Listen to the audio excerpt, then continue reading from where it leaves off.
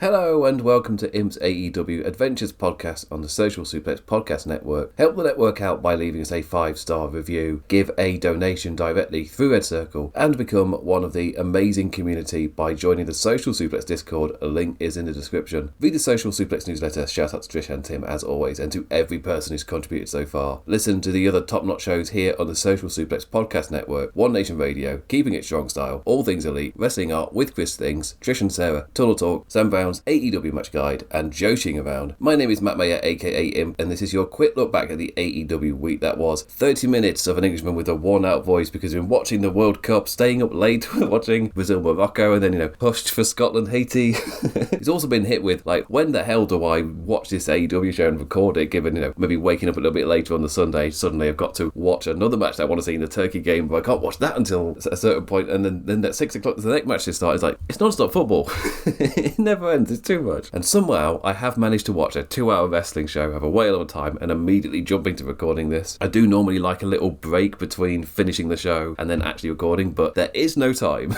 I've basically set aside a 3-hour block and just go, okay, wrestling time, then it's back to football immediately. So let's not hang about, because my recording window is not particularly large today. So let's jump on over to Cincinnati, Ohio for our summer blockbuster week. That's what it was called. I didn't take in what this show was called in any of the build to it. I was calling it Hollywood Movie Time, whatever they were calling it. But we had a week of the build to Forbidden Door finally coming into picture. We're getting matches properly booked. The card is filling out, and damn is it looking tasty. Dynamite gave us Swerve Strickland versus Brody King to find our final competitor in the men's final. On the women's side, we saw a complete change of direction due to unfortunate circumstances around other really unfortunate circumstances. But it seems like they have altered our way into something quite cool. And we saw bubbling up for John Moxley with the Death Riders against the Shane Taylor promotions. So we'll get all into that. But first, we do start with Mox and Shane Taylor. They had a singles match for the AEW Continental Championship to open up Dynamite. So let's just get straight to it, play the sound clip from the match to talk about John Moxley versus Shane Taylor. Sends Moxley off, Moxley on the move, and a stop! Taylor goes face first,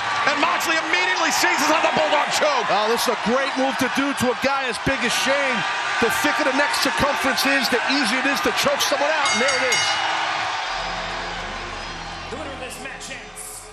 Walking in from the outside in cloudy Ohio. Hey, it's a small detail, but on the way security stopped Marina Shafir from coming into, showing the continental rules as well as telling us the rules. But also, the sign that said Woof Pack. It just made me laugh. I was like, oh yeah, I forgot that little thing. A reference which I had completely forgotten about. Renee had just said that he's just taken to saying woof. Now and then she just exposes the rough and rugged Mox for just being a lovely, playful dad. So yeah, this was, I completely forgotten that happened. So I don't know what level of wrestling nerd that counts as. If you were to ask me point blank, I wouldn't remember that. But suddenly the sign goes and the memory just got triggered. While Shane Taylor promotions were all out on the ramp, not happy with it, but they got ushered away too. Continental rules showed in action. First half of the match was very brawly, spilling to ringside and giving us ad break timekeepers table fun. It wasn't the only time. We saw plenty of timekeepers tables fun times this week. We returned from break with a black man doing a far better leg drop than wrestling's most famous racist ever did. A big cheer for the defiant Mox middle finger. Sounded like Cincinnati were having a lovely time during the back and forth chop strikes. Big Taylor splashed the biggest reaction so far, and our 10-minute halfway call. That's enough striking and power for you, Shane. As Mox switched to submission wearing times. Fine, I'll just knee you in the face, reply. So Mox went for that as well. Knee bar fought off, but it opened Taylor up for a Mox stomp. Bulldog choke and Mox retained. Taz explained the man tapping out was because his neck is so big it makes it easy to choke out. Sure, let's go with it. It's wrestling. You can say any old bollocks. It's fine. Well, I know that's true, but it's wrestling. So who knows? I'm told that the wrestlers oil up so that they can slip out of the wrestling holes a lot easier. It's not just because they look better, shiny. It's nothing to do with that. Shane Taylor Promotions then made their jump, with the riders making their runouts, and each got cut off by an STP member. The infantry countered Garcia, Kendo Stick Trish Adora, Marina Shafir. Mox was then left crumpled and beaten. Honestly, just happy to see the group promoted to the AEW telly show and not be a quick throwaway feud. And later in the show, the attack on Mox left him unable to promo, so Shafir and Garcia picked up the slack, challenged for a 5-on-5 street fight for Collision, which was a Collision main event. Boy, was it fun. We'll get to it later. But even though I've described it as hopefully not like a little throwaway feud thing, it's bubbled really nicely. It feels like the whole faction has gotten over in the Shane Taylor Promotions. It's not just been a little vehicle to give Shane Taylor a title match. It's been a whole thing to lift up everybody involved with the infantry, get them known on the main AEW roster. And I think it's worked. I'd like for them to stick around. On Collision, technically we got our blowout in a way for this mini hot bubbled feud feud. But I'd like to see the promotion stick around. I feel like they've earned their spot. I do feel like they got over in this angle. Like they've had their little features before and they just never really had anything. But this felt right. This felt like they got themselves established. So now we just need to follow up to keep them there. And we'll see whatever the hell Moxley's doing with Forbidden Door. He's normally up to some nonsense. I mean, hey, we've got one massive multi-man. Does he just get the Death Riders to tune up with a conglomeration for some stuff? And onto the other notes in the show. Tommaso Ciampa, the man doing such a good job carrying this feud by himself. And you'll find out why I've broken my own format. The match I talked about didn't open the show. Because the actual opening segment was this Tommaso Ciampa and Chris Jericho, but you'll maybe see why I've put it in my other notes. Ciampa tried to force Schiavone into repeating that he's better than Jericho. Before he could say it,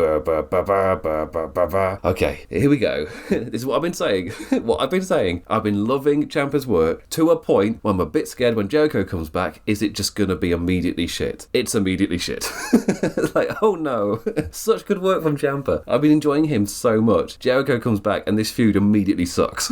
Like, there's no question. Like, Ciampa's doing his best, but what was this? Ciampa just so good, shouting into the mic during the entrance, like, no, stop the music, to no avail. As Cincinnati got to do their sing-song-inati. Do I include that shit joke?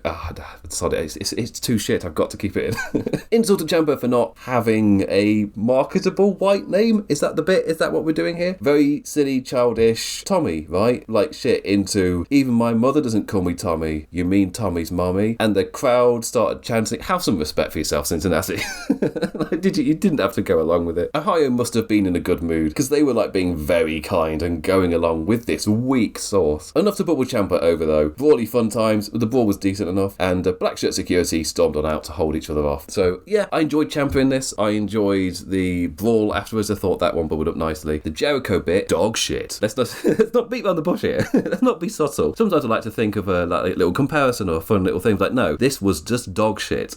This was awful. This is so bad. Shame on you, Cincinnati. Actually, that's it. I can't put much blame on Jericho. This is currently just what he does. So you know what? Who I will blame? Cincinnati. Have some respect. This was dog shit. Oh dear. Ciampa's great though. If anything, this feud just proves to me that Ciampa has really nailed his character and performance and everything since he's come to AEW. And this is more excuse just to feature him more because he's absolutely nailed it. The work when Jericho wasn't there was brilliant. He's now got the work cut out for himself because Jericho's returned and immediately ruined it. So good luck, Ciampa. Mercedes, she got a video to jabber about reclaiming her Owen Cup and beating Hazuki next week. Don Callis, he brought out Kevin Knight, definitely a villain with his matching unbuttoned black shirt and trousers. Talk shit about being amazing, and Darby Allin, the one we should be angry at. He called out MJF and Darby Allin returned. I hope New York was worth it, bitch, said the world to Infantino as security chased Allin away. It just feels like there's so many different stories happening around Kevin Knight right now. One of the complaints I had was, as much as I love like the wrestler and the way they got the fans behind him and the way that it kind of established him in AEW, it did feel like there was slightly like a character lacking. Like if they were to push properly that version of Kevin Knight, there would have been something missing in terms of that connection. But they've turned him villain, and I feel like it's immediately given him all that character that was missing. But more importantly, there's so many stories revolving around him. So it's not just like he's getting character, but the world around him is evolving, and that's like the MJF thing where everybody else gets so much character and it's just elevated by them being champion. That same level of detail is being given to Kevin Knight, which is a huge deal. Going to help so much long term, putting so much around him. We got a video of Will Ospreay cutting a stairs jabber after his match with Mark Davies. Knows the Death Riders have something to do with it, and losses matter. We got a great example of that with Alex Windsor running up to hug her man after her loss to Mercedes, cut her Wembley dreams short. We got to see a loss really matter, and Will Ospreay just pushes the camera away. I love the way that this was done. Instead of being it some form of like corny angle or whatever, or in terms of trying to oversell any emotion or anything, they tried to just film it as real and genuine as they could and cut away before anything got like too dramatic. Really well done. I thought this was excellent. Transition into listen up, you dumb bitches. A slight, transition of emotion. A quick video editing together Tekkla's past moments with the Stardom owner. We'll get more on Tekla because we've got things revealed for her Forbidden Door World on Collision. Also nice to see stuff and matches announced on Collision. Just makes it feel more important instead of just like a throwaway fun show where everything got announced on Dynamite. Instead, Collision gets gradually more important. An English man started talking about Kenny Omega. Are you still the best in the world, dickhead? Zack Sabre Jr. Ah, yes. Excalibur immediately confirmed the match for Forbidden Door. Yes, the absolute dream match, exactly what Forbidden Door should be. You don't always need a big build-up or anything to go, this is why they're facing each other on the two promotions. Here was just very logical. These are the two best wrestlers. They're going to have the best wrestling match. You don't need that for... Some matches do need more of a build. We've got that with MJF Mark Briscoe. Here we get the straight-up wrestling match. Just pure hype. And we got Kenny Omega kind of addressing the match in a way when we got to Collision. Pac versus Mark Briscoe. In Gorilla, right before the match, Briscoe was backstage with Tony Khan agreeing on something. We'll find out what that was. And yay, I love my Tony Khan acting. We've got a big old dose of it here, a big old sniff. Turned to his screens with the most open of eyes acting. I'm watching screens now that I ever did see. Just look, even a minor part like that, it's still just too much. I adore it. Commentary did a top job setting the vibe. I was already feeling for this match. Didn't need to wait till after the break for it either. Briscoe, bang bang, elbow off the apron, had him all happy in his element. Then damn, packed with a ringside brainbuster onto that ringside corner chair. Just brutal. A good chuckle during the ad break as Taz became Geography Jones for a minute and the other two asked him if Newcastle had chicken farms. No, they don't have those over there in England. Yes, famously, no farmers or chicken farms driving no tractors over here. As we all know, the entirety of Cornwall became pirates and never came back. We just don't have chicken farms over here. We have to import all of our chicken. Back from break for Briscoe, wind-up fun, a proper flow over the Geordie bastard till the fecker rolled to the ropes to say nay Froggy Bow. Both spilled to the outside with the suplex over the ropes. Briscoe the better of the ringside times on this occasion. A blockbuster off the apron on the Blockbuster show. But back in the ring, Pac just snapped into action and launched the bugger about. Froggy Bow met with knees, so was the Black Arrow. Jay Driller, hey, like all neat and tidy, mirror of a finishing flow. Briscoe with another win under his Delaware belt. Before calling out MJF with the ad break lead tease, I have a straight route, so come on out. MJF out through the crowd, being a dick, refusing to share that ring with him. My final word to you is no, adding that he is the rising tide lifting the company. Instead of booing, fans should respect him for protecting the championship from Briscoe. Character consistency, replying to Mark's passionate promo from last week by saying that friends are a liability. It's like, yes, hey, we've seen Max go through that. Max's money doing the talking, having paid off the lethal swirl to jump Briscoe. There we go. A group that they can be easily beaten. And those friends came to the save. Briscoe Mike Times, you think you're the highest power here. You're not the boss. You're just an asshole. He talked to Tony Khan. Hey, we saw that. Mark finds 5 people. Max finds 5 people. 6-man tag with Briscoe getting a shot if his team wins. Inside a steel cage. I sometimes like it in wrestling where it's just like, you think you've understood the stipulation, then another bit gets added, and then it's in a steel cage. Unnecessary building and stuff. I do wonder if this is us seeing that steel cage thing from last year just become a thing that happens at Forbidden Door. Like, I don't need it to become that. For me, that's not what the Forbidden Door pay-per-view is about, but hey, if these matches get over and Tony Khan joins them, they are nonsense, silly fun. I don't hate the match itself, it's more, does it belong on Forbidden Door, which is the only question, but this is going to be silly fun. I'm fine with it. And shit just gets worse as Andrade El Idolo's music hit and another man Friedman doesn't want to face stared him down. Final backstage segment before the main event. We got MJF walking up to the Don Callis family and just told Don he needs about 5 of his top guys. I loved this segment. I thought it was great. Don was having none of it. Like, wait, like, what do you think we are? Just some like goons for hire? Like, this is not how this works. Then came the briefcases of money, and without any hesitation, like, only 5 was it? Oh yeah, we'll buy a boat. Yeah, we're going to get a boat. We are. Kevin Knight stepped up to MJF, making it clear he'll help for a title shot in exchange. And after they all left, Andrade held Don back, frustrated about his own lack of that promised AEW title shot. I was certain I was hearing someone off camera say, how you know, like multiple times. It was almost as if something telling me that Andrade was meant to say something to end the segment. But instead of just doing that stare off. The stare off felt like it fit the scene, to be fair. It did feel like the catchphrase was needed. I just heard someone like off camera just whispering it. But the note I love the most about this is Kevin Knight's promise to MJF that I will represent you in this team, you will get me on your side, but I'll only do it for a title shot. Meaning, if Briscoe wins, then MJF has to defend his title against somebody who has beaten him in the past year. And now if MJF's team wins, he has to face somebody who has beaten him within the past year. So, he's suddenly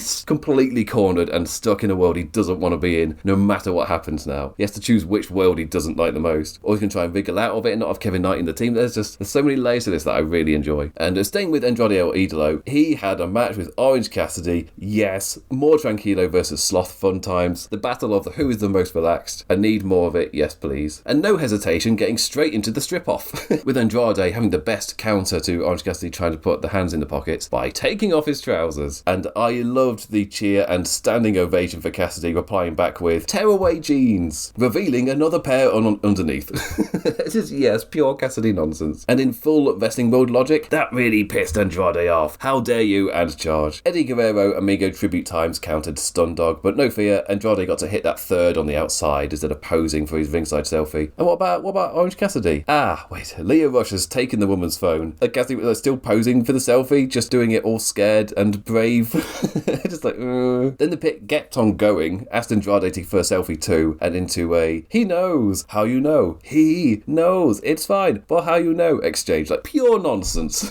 Absolute nonsense. And of course I loved it. Picked up into actual wrestling eventually. 2 spinning DDTs from Cassidy, one on the ramp and another in the ring. Planted El Idolo on his noggin twice. Superman punch instead knocked right the fuck out with that boot stiff elbow combo. Immediately snapped into the DM, and Andrade became the second man, wanting MJF to get another win under his belt. Speaking of belts, he had the IWGP Global Championship on him this week. Had it on his shoulder in shot as he cut his catchphrase to camera. How you know? By the time I'm recording this, I'm pretty certain I saw that Shota Umino beat Andrade for that title, so he doesn't have it anymore. And then Gabe Kidd returned in New Japan, beat up Shota Umino, his forever rival. And now to something completely different. The Women's Owen Hart Cup first round, Sky Blue versus Maher World. World already trusted as Miss Reliable, that one in the workplace you can call on a sudden panic. Excalibur explained that Sari was not cleared following a neck injury in Japan. Renee stood by the ring to let us know this is all on the same week that Maher lost her brother. Suddenly Sky Blue is in a weird place of both being the bigger name in the match and the one with the lesser emotional investment. When the build was all about Sky getting her shot to prove herself against a big Japanese name, suddenly everything's inversed. The match itself, the netbreaker on the ramp, ad break lead, sealed Blue as the last in control, set World for that fight back once we returned. Comeback Maher sent us into a back and forth. Sky hit a very high angle Liger bomb out the corner. Maher, that beautiful toss overhead, the follow-away slam into that bridging pin. A flow I personally love, with neither woman able to hit 2 moves in a row. Properly bubbled into that next gear, full on back and forth strike times, giving us a wee downtime after before the rapid final flow. TKO from Blue kicked out. Frustrated Spooky Sister had her Code Blue fended off and rolled through into another of those beautiful bridging pins for the 3. Maher World now facing Athena in the semi-finals. Finger race to the sky in tribute of her brother, and we got more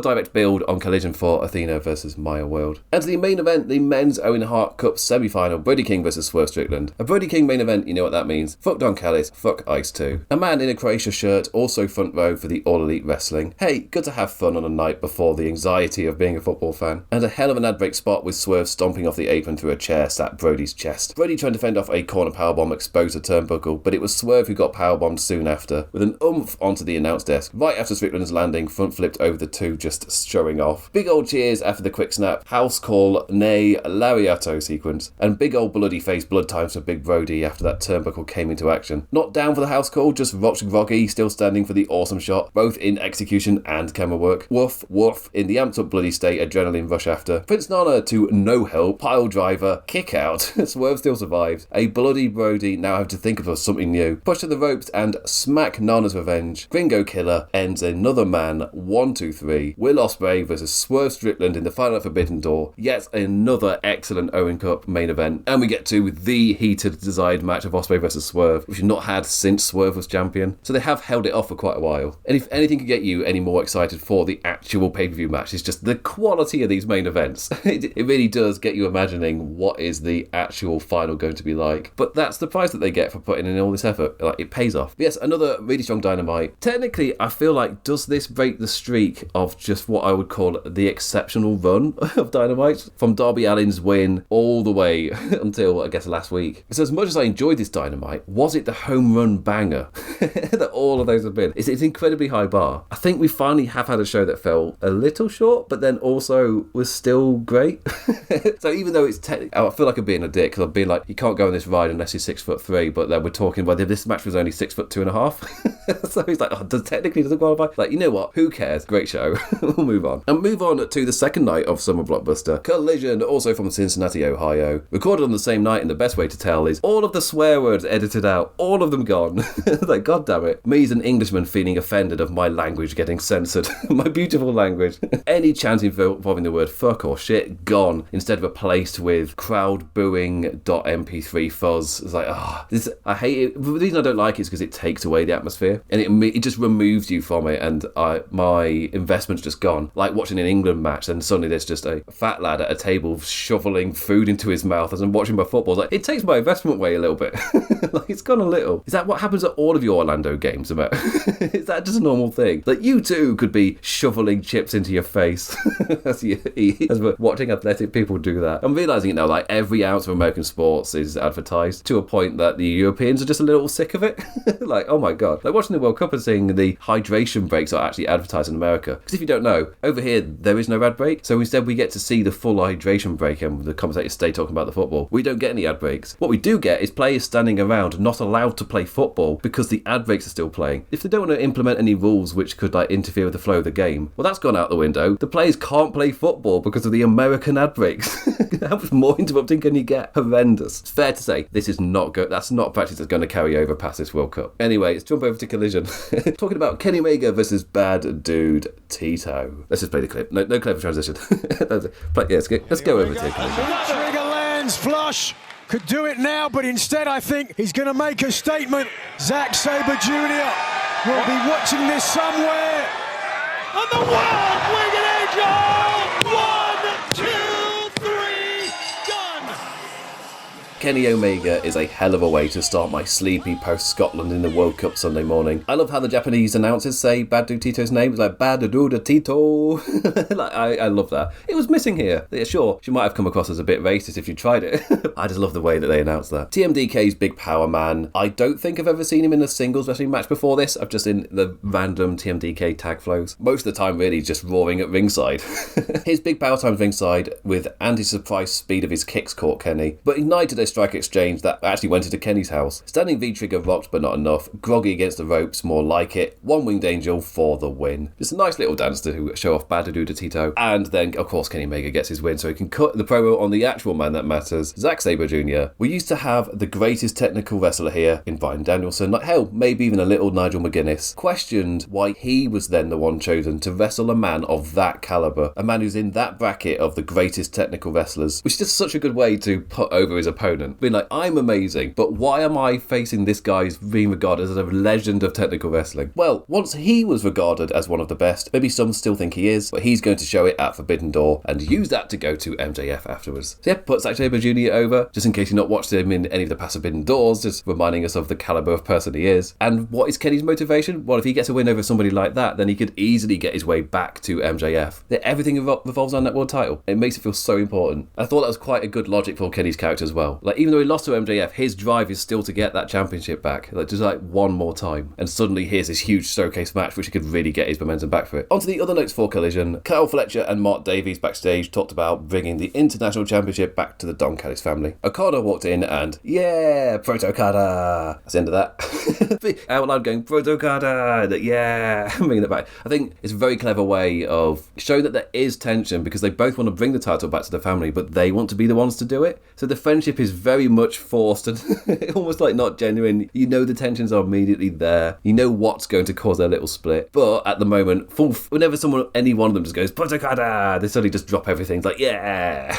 Just both always switching into that faking how much they enjoy each other's company, which I really like. On the opposite end of absolutely not faking any friendship whatsoever, Bowens, Hook and Shibata with Lexi Nair. Anthony did his whole talking confident trash when Hook just told him to stop. We don't care about applause. This group is all about violence. Not cookie praise, demanding the applause of the crowd, villainy type stuff, and demanding Lexi Nair, when he talked to the Ops, you talk to me. As Hook gave us our we Ops rift. Samoa Joe's the one that wanted Bowens in. Hook was always just like dangling him and teasing him. Like it was never going to be a genuine offer. Joe comes back and Bowens is in. But Hook is still treating him like an outsider. Or he's saying it's like the new guy. It's doing a pretty good job of explaining that Hook does not want Bowens in the group. I still kind of need to see them dancing as a unit. Because for the Ops, I feel like them doing backstage bits, that's not really what I want to see. I want to see them just beating lads up. That's all I need. And Hook is telling us that's what they're about, but we need to see it now. It's been a while since we've seen it. Tekla walked through the crowd to chat shit on the Joshi girls. Loved her finding the first women she could on the front row to just emphasise right in their faces, dumb bitches. Stardom, you fired me, but look at me now. Spat on her own hand, my saliva has more value. Wiped it all ucky on Tony's blazer, and I love Big Nigel's ew face in the background. I was the same. Later in the show, we got more Tekla, and we got it confirmed that she'll be facing Starlight Kid, a woman who's beaten Tekla in the past, and it's fair to say the Austrian took it well, promised to spit on her and leave her dead, but the blood of Stardom will be on her hands. Totally normal Tekla stuff. I thought both promos were excellent. Tekla is so good. I don't even know where to begin though on the Bang Bang Gangs promo. Let's just, instead of actually just going through anything they said, let's just say that it ended with them saying, if you're not down with Juice and the neutered dogs, then we've got two words for you. And that sums up the energy pretty well. It sums it up pretty well. on this show, we got 2 matches which were qualifying for the Survival of the Fittest TBS Championship match. First was Hikaru Shida versus Zayda Steel. Perfect use of a qualifier set up to give someone like Zayda a wee showcase. Like, the woman's continued to impress, so why not let Shida kick the shit out of her? She's earned it. Like, Wrestling makes you say weird things sometimes. But yeah, she's earned her opportunity to get beaten up. Head scissors worked, but dropkick sliding out the ring, fully predicted, and we went into the ad break with Hikaru in full control, talking trash to camera. A dive of hope when we were back, but soon after we were back in with Steel getting a head kicked. Octopus tangled times, a call to her, Christopher Daniels mentor. Caught Shida for a second, but yup, soon after, right back to those kicks. Shida, maybe a tad too cocky, wanted to send a message through this match. Zayda kicked out of the running knee, then after the Falcon Arrow, went to tangle the woman up and make her tap. After the match, all mean and beating the woman, Daniels saved her, but Shida had sent her message, so all good and up the ramp away. The big meanie qualifies for the TBS Championship match. And the other match was Judy Hart versus Persephone. Persephone was still gracing us in these Forbidden Door weeks, here getting her own back over the woman who's missed what did cause the eye troubles in the first place. A match, plenty of baddie escapings, some with agility, but increasingly with eye fun times. Built into Persephone countering a running Julia on the stage with a snap slam, which looked awesome. Back in the ring, explaining to the ref about her hurting eye. Like,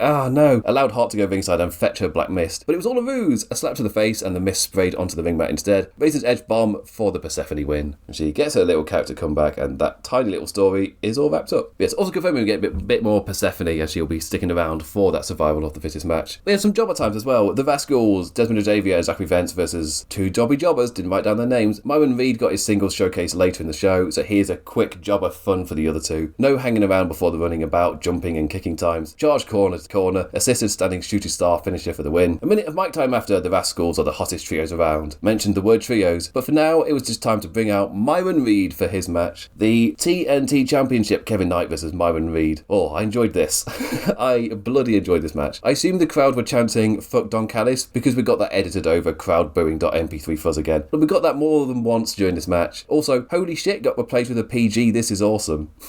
Just full on offending my country at this point. Like, what are you doing? Reed out to show what he can do, Knight more to just give a man a beating. I liked how Knight got his comeuppance for being a dick to Myron each time. Like how being a knob flowed all lovely into Reed draping the man's feet on the top rope to hit her like a flatliner thing face first. Knight's athleticism still winning back momentum, but every time he was a bell end he got punished. I just love that as a character, because the bell end stuff is all new, so it almost makes sense that the bell end stuff is kind of costing him, but he's so athletic he can get away with it. Right as I was typing that note for myself, he was climbing up high, chattered shit to the audience, which let Reed cut him off, and that all built to Myron hitting the awesome running cutter jumping over the top rope. First off the elevated ramp into the ring. No, it's a TV standard bump, that's absolutely fine. Nope, he's still crazy. Went for the flying version out the ring instead as well. Like, god damn it. 450 after had Knight just surviving with a leg on the ropes. The desperation in the end was so well done. The 2 dueling drop kicks and Knight read one of Reed's jumps. Sit down enziguri thing for the win. An excellent little Teddy defense thing. When they all came out, I was like, oh, we'll go like a decent athletic flow or whatever, but the actual story of the match took over way more than I was expecting, and by the end of it, where they're doing the dueling drop kicks, like, yeah, this is great. I was having a whale of a time with this. Our other jobber match was Athena versus Tiara James. Maya World got a wee recorded bit. AEW told me to take time off, but I needed to be here with my second family. Chatted shit on Athena. Tony Khan told me I was the Scylla end of story, but I ain't no Cinderella. A great line. Genuinely, just a great promo, tying that real life emotion into the wrestling angle, which I applauded for the Mark Briscoe promo for last week. Same here. In a difficult time, tied it in really well. Like, it's impossible to not be feeling that sympathy and empathy for her as we go into this Athena match. Cut to Athena chatting shit backstage. She's genuinely sorry about what Maya's gone through, but there's no room for her story here in Athena's world. You fucked up, the next thing censoring. Like, you're just out to offend me. Into a silent atmosphere fuzz. Like, come on, what are we doing here? Athena snapped and beat the woman up, launched her about and bit her end into her leggy crossface. Like, I don't know what either of those moves are actually called. It's fine. My brain is currently full of football player names. The wrestling moves are just put to the side of a bit. Instead, in there is like, did you know that Cape Verde has 2 Duartes that are basically the same player? Just knowledge like that. It's just pushed the name of moves just out of my head. What does Athena call her setup for things? I don't know. Just random facts currently. Maya World saved the jobber from Athena post-match beatings. Won out in the end, but in her goodie checking on the woman, Athena jumped right back. Yeah, that was a copy and paste of the Mercedes Hazuki jump last week, but this one ended in stiff Athena strike to the head. It's sympathy and empathy we're going for with Maya, whilst we want Hazuki to feel cool and actually a little scary for Mercedes. So they ended in very different ways, even though the baddie getting the jump was identically done. Copy and paste. The Dogs versus the Young Bucks. These are 2 teams dancing around contendership whilst the old Canadian tag champions are at home licking licking their wounds. The Bucks back to that dance with a little wear, which is a perfect setup for Connors to spear a hoist as Matt Jackson ringside. Looked so good, flying off the elevated ramp. Same as last week, we went to the ad break and Clark Connors got the matches out to burn a man. I guess it's too hot for TV, so you gotta do that when you're on the ad break. And back from that break, Matt's back was about to break. Double Northern Lights his way into the hot tag. Nick with his usual flies dealt with both men, but not enough to pin anyone. The speed with all four lads finally flowing in the ring together was so damn good. Like, after all these years, still flowed into a This Is Awesome with ease for the Bucks. As usual, so many great sequences, like Finney japed over the top rope for Nick to jump and spring him into his brother's powerbomb, but Connors immediately crucifix rolled Matt up for a snap pin. Name mounts the driver, ref distracted and shillelagh times. Repeat flow from last week, Connors spear, but Nick broke up the pin. Nick on the apron to spring in, Connors spear, yes, loved that. Alone in the middle, Matt took another Connors spear and boo, the baddies won. Unsurprisingly, I thought this was excellent, but it is also a Young Bucks TV match, and they are so innovative still, so good. and getting to dance with a new team here as well. There were just spots that I didn't see coming. That spear by Connors, when Nick Jackson went to the outside, it was like, okay, I've seen this flow before, I can know what to expect. Maybe Finney will counter it when he jumps in the ring, or he'll hit it. Was not expecting Connors to just spear him, which I thought was great, and the camera angle set it up so perfectly. Before the crazy main event, we got, I don't know whether to call this a standard match, Speedball Mike Bailey versus Jake Doyle. I thought this told the story of both Kevin Knight and Speedball so damn well. A picture-in-picture during their entrance, Speedball got to talk to camera about beating up every member of the Don Callis family to get back to Kevin Knight. Their former tag partner was also there at ringside, just being a dick on commentary. Doyle throwing lumps and launching about the Canadian, but Bailey just had an amped fire about them. Ringside fun before the ad break had Bailey on top looking great. Staring down Kevin was their end. Into ambitious head scissors dive, caught into a roll around and hoist for a powerbomb onto the apron. It looked amazing, but it was kind of ambitious given the little room. And yes, Bailey did donk their head on the announce desk before getting lifted. It was like, okay, this is an accidental bump that's happened now. Returned from break for more apron fun times. Bailey's double knees backflip this time paid off. No, me knee off of that this week. Doyle started to struggle with Speedball's speed. Took plenty of offense before roaring a lariat. Big beef when he stood on Bailey's foot, and no sold the chops into a more of a bigger but couldn't cope with that speed again. The flow in the corner was so good in that fast cartoon action kind of way. Just Doyle just trying to do something, and every time Bailey slipped out the way and swung with a kick or something. Shooting star press, not enough. Then no fancy wind up for a kick allowed. Instead, a stiff elbow to the face. Ohio behind Speedball as Doyle slowly lifted them up. Took way too long, and this time the fancy spins were allowed, but that was because Big Jake was just waiting for the ultimate double knees moonsault, rolled out the way, and yay! Me knee! That we got there in the end. We dropped it earlier, but we still served it. Bombed on down, and in a rare babyface fire case, Bailey lost, and Knight once again got to show his decision to join the family was the winning one. Just in terms of like both of those characters, this is so good. Almost that traditional story you see in a lot of Chinese cinema, where it's the two brothers and one becomes the evil emperor and the other one's the honourable soldier. It was like, we're just doing that in a Don Callis family split kind of way. Kevin Knight rises up to be the emperor of that family, whilst Bailey is the honourable guy who's just struggling, which means he's got to get beaten down. The emperor has to win first. Do you give you that reason? I'm not saying we have to beat it, but you know, if you're going to go a completely different world of cinema references, there's tons of those stories over there. Arguably too many. If you're struggling to choose one, always go for Jet Li in the 90s. I don't know if they are bangers, but they were great when I was a teenager. So whatever that counts for. And the final match we'll be talking about, the main event, Street Fight, Death Riders versus Shane Taylor Promotions. No time for me to note down all of the folk in the match, because the SDP folk just jumped the Riders during the outside walk-in for an actual on-the-street fight. Crazy idea. Mental. That's crazy. This is just a different name for a DQ, isn't it? No, this is an actual fight on the street. Claudio got buried under barricades. Split screen fun time with the infantry still brawling outside as Mox, Shane Taylor, Daniel Garcia and Lee Moriarty fought towards the ring. Like, why bubble into the arena walking ball when you can start with it and swiftly get into the street fight violence fun nonsense? Big Claudio in his lucha mask got to show off how big and strong he is. Like, hey, good he had some enjoyment before his nation dropped World Cup points against Qatar. Hey, they got what they fully deserved. They fully deserved that. Even if they do have a Nottingham Forest player in their team in Dan and Doy. They got what they deserved. Trish stood up big and strong. Another censored "you fucked up," which feels wild given what we saw in the match. Like, we're about to see a woman stamp her feet into thumbtacks, but you can't hear the F word. That's too much. Great ad break hype as Shafir amped Claudio up into giant swinging Adora. The crowd was so hyped during the ad break, like built up into returning with an infantryman going through a table to cheers. I liked how Garcia and Moriarty just had a fluid vessels as the match around them descended into madness. Like, they started doing their little tangle ups at the beginning, and they just did that for the whole thing. Stardom faction chargers and the We Happy Dance unsurprisingly had them set for an STP jump, more tables set, Pac had a wee nap on it, and Sean Dean flew off the barricade onto him. I typed that because I didn't see how Pac got onto that table. Next thing I know, he's just lying there and I'm watching Trish Adora and Marina Shafir. I was like, oh, he's just having a little nap on the table. He wasn't going to put anyone through. Sean Dean flies.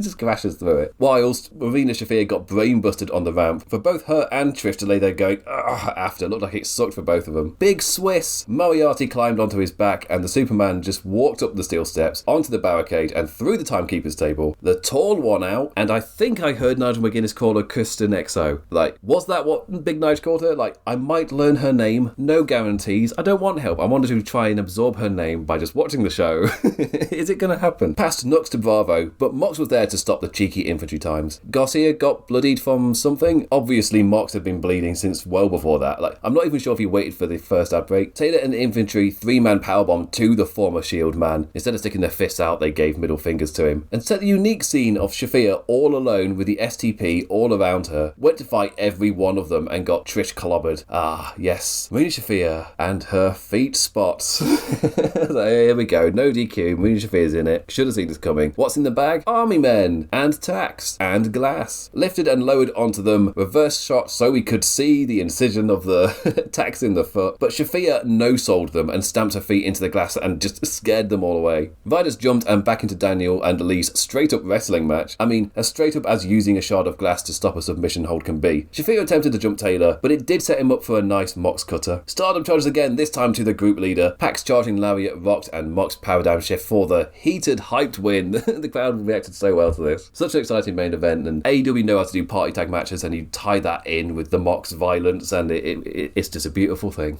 It's a beautiful thing. And Marina Shafir being obsessed with foot spots. So it's just, yeah, but you get your you moment from her nowadays.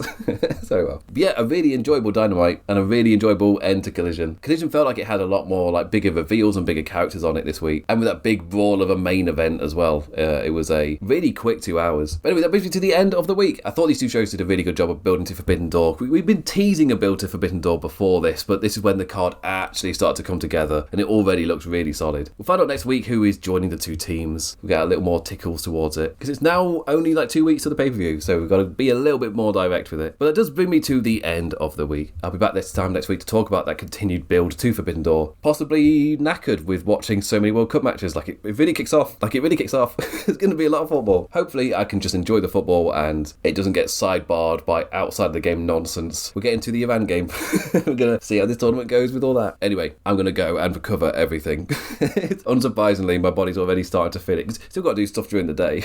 And these matches for me kick off at like 9pm, 11pm, then the Scotland game was like 2am. There's a Turkey game at 5am. Like, it's just crazy. If there are UK people staying up for these matches, you're crazy. It's just too much. There's a record button for a reason on all our boxes. Anyway, I'll be back this time next week. So with that, I say thank you for listening, engaging in any form, any manner, always appreciated. Never take it for granted. I'll be back this time next week. So with that, I bid you adieu. Ta-ra, ta-ra.